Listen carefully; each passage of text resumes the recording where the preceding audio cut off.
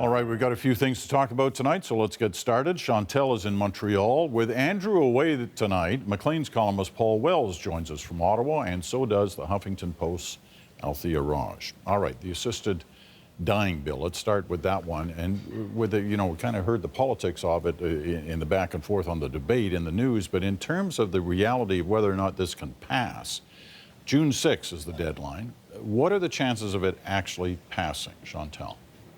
If this bill doesn't pass the House of Commons and the Senate on free votes in both houses, no bill would have ever passed because it's drafted in such a way that it looks more like a conservative bill than a bill that embraces the Charter of Rights. It's actually closer to the Quebec law that was drafted when the criminal code said you couldn't have assisted suicide, medically assisted suicide, than to the threshold of the Supreme Court that barely meets it. So if this is a bridge too far for parliamentarians, then there will be no law. What does seem remarkable is June 6th is not that far away. It's got quite the process to go through before getting kind of royal assent. Althea, what's your take? Yeah, I think that passage is a sure bet. I think Conservative members, as Chantal alluded to, will definitely support it. I think there won't be any problems passing this through the Liberal backbench.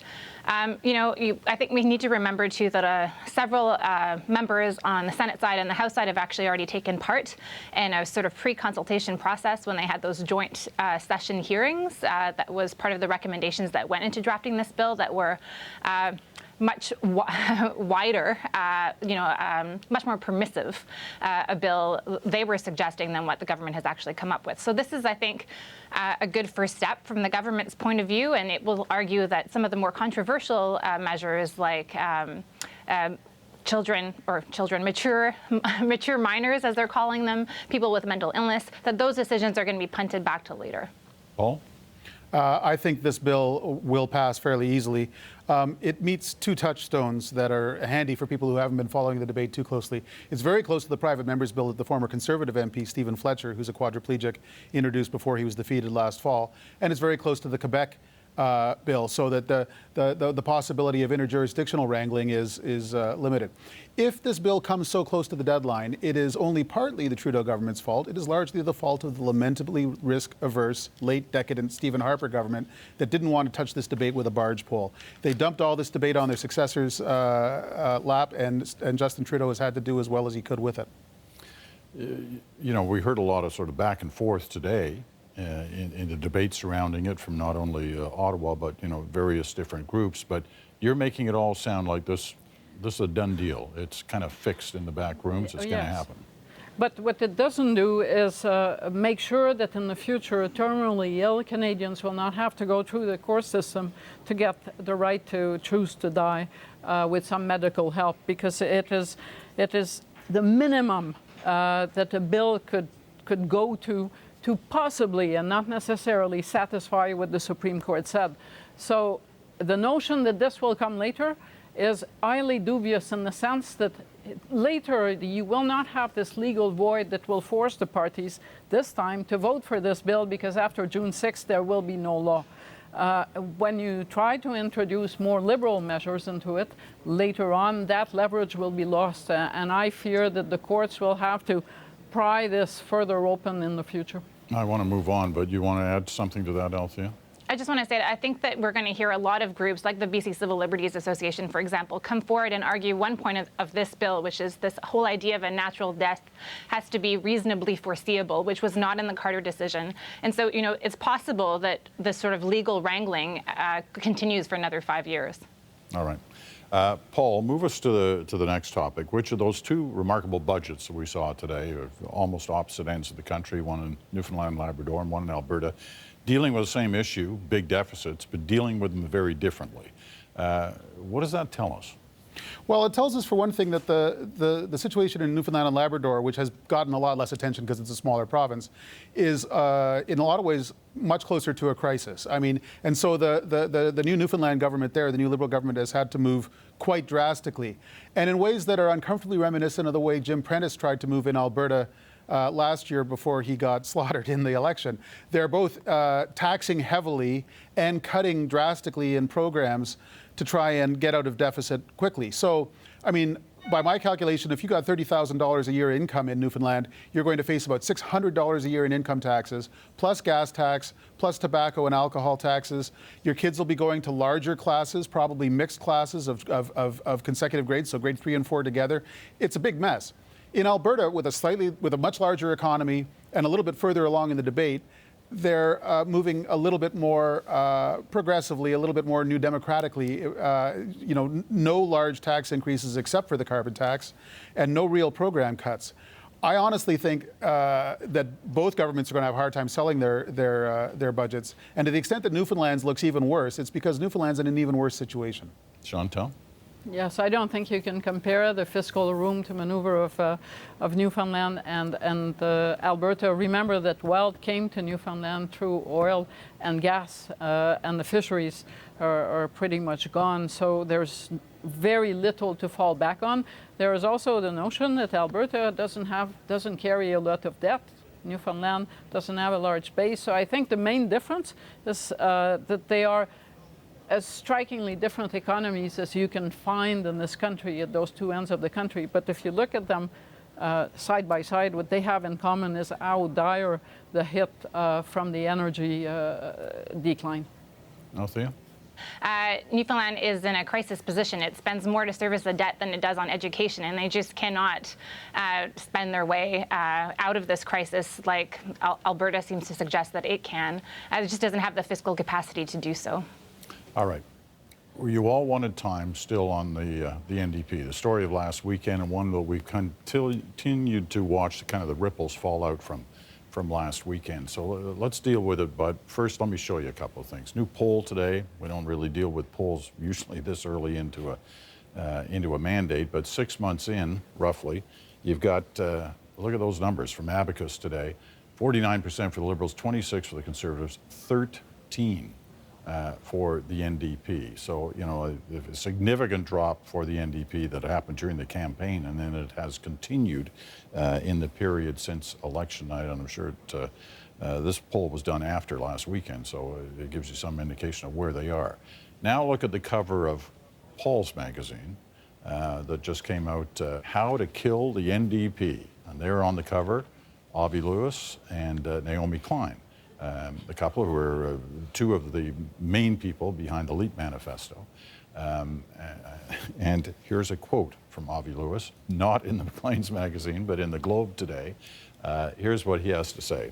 The very serious pundits, all capitalized there, of Canada agree and are vigorously stoking the tired narrative of heartless environmentalism threatening beleaguered resource workers. Nothing could be further from the truth. All right.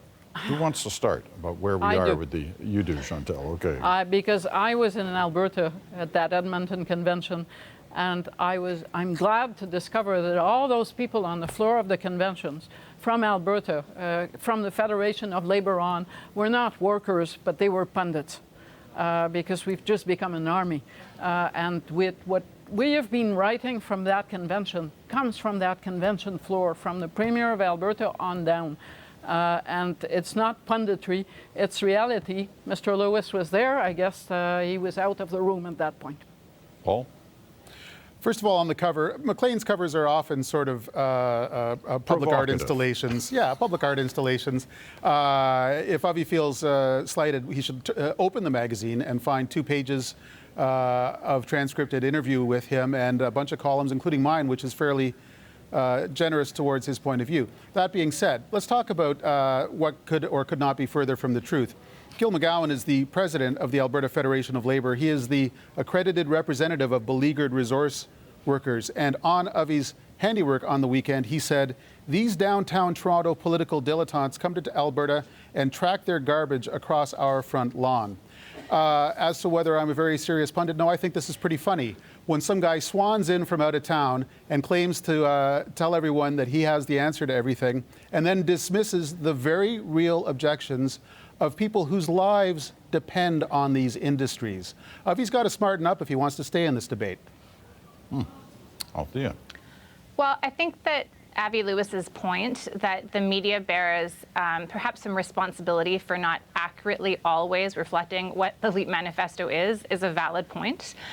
While his father called it radical at the Edmonton Convention, and I too was there, there are some ideas in the LEAP manifesto that have already been embraced by the Liberal Party, for example, and the NDP.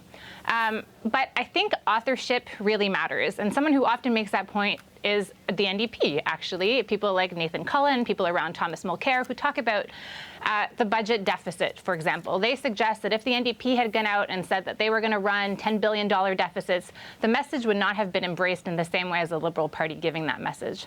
Well, the same is true for having a spokesman like Avi Lewis and, more importantly, Naomi Klein, come out with these ideas and go to the convention floor. You know, I think that if Avi Lewis had stayed out of this debate completely and that just some of the principles behind LEAP, kind of like the compromise resolution that was actually passed on the floor, had been just backed by people like Libby Davies and Megan Leslie without sort of the baggage of the David Suzuki and the Avi Lewis and the Naomi Klein, it would have been a lot less controversial and it probably would have passed more easily.